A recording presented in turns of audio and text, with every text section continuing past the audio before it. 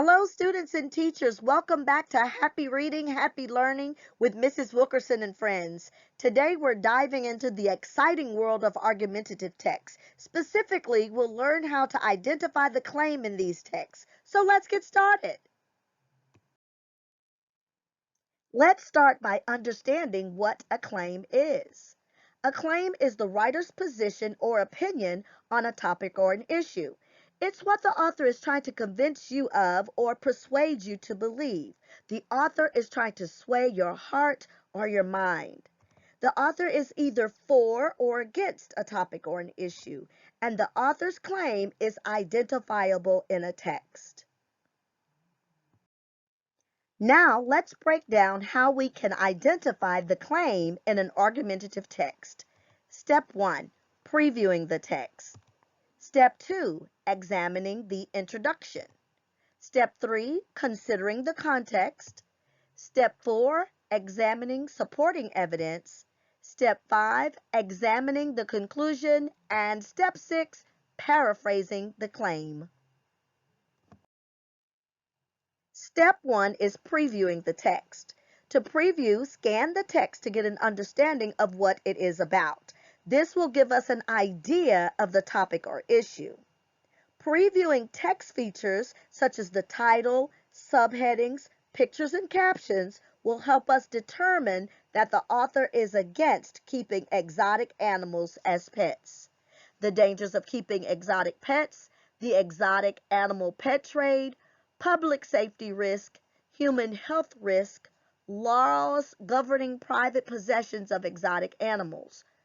The first caption reads, "A large number of reptiles carry salmonella," and the second caption reads, "A large percentage of macaque monkeys carry the herpes B virus." So from those text features, just by previewing the text, we see that the author is not speaking positively about keeping exotic pets. So we can tell that this author is against this issue, and the issue being keeping exotic animals as pets. Step 2 is examine the introduction.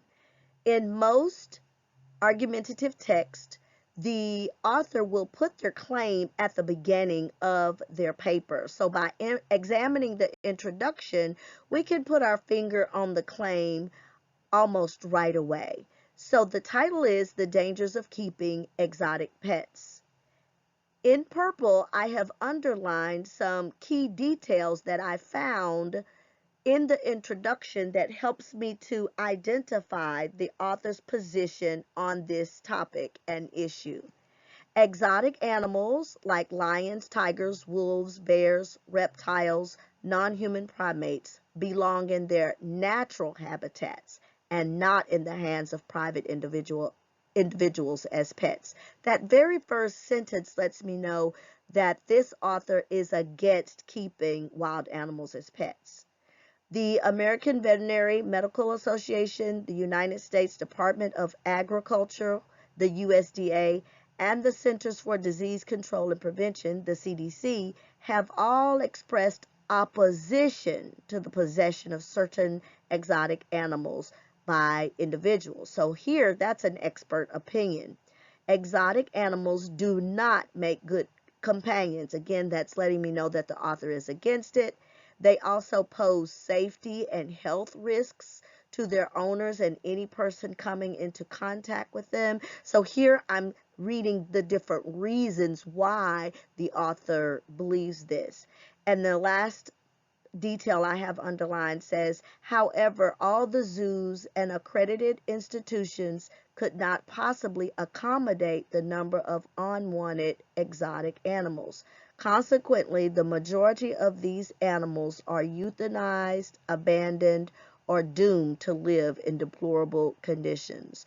Just by the negative language being used, I now understand that the author is against keeping exotic pets as animals, just by examining the introduction. Step 3, examine the context and significance of a topic. This will help you to identify the reasons why. So examining the context really clues you into what is the situation and why is it important. So because we have already scanned the subheadings, we found out that wild animals can be a public safety risk and can be a human health risks. So this context and this scenario, this situation is pretty serious. It gives us some information about who the people are that are affected by this topic.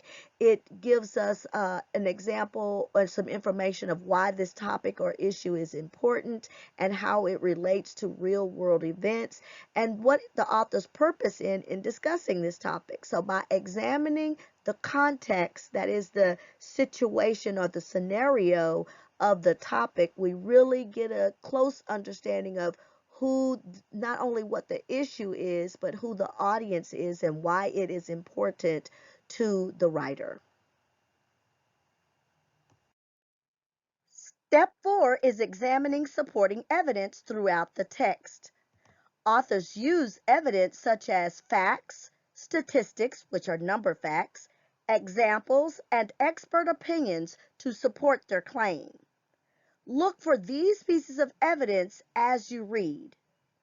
This will help to ensure that you understand the author's message and purpose. Step 4, we want to closely examine the evidence.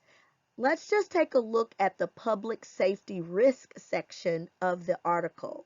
The supporting evidence clearly indicates what the author is trying to communicate, that wild animals should not be kept as pets.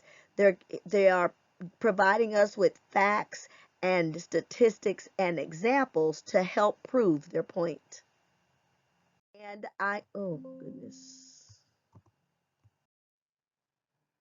Finally, step 6 is paraphrasing the author's claim in your own words. This shows you have truly understood the author's message and purpose. In this case, wild animals should not be kept as pets. By going through the 6-step process, you will also be able to answer these types of questions. The author supports his or her argument by, and the answer will be by providing reasons and evidence. You'll have to go back into the text and prove that answer. The author's main argument is, and that's going to be the identifiable claim or claims in the text. What is one claim the author makes in the selection? Again, this will be an identifiable claim in the text that you can go back to. Let's look at an example. What is one claim the author makes in the selection? Here, each answer choice is paraphrased, but you can go back to the text and put your finger on the correct answer. Another example, who is the author likely addressing in the selection? This is a question targeted at you identifying the audience. Let's look at an example.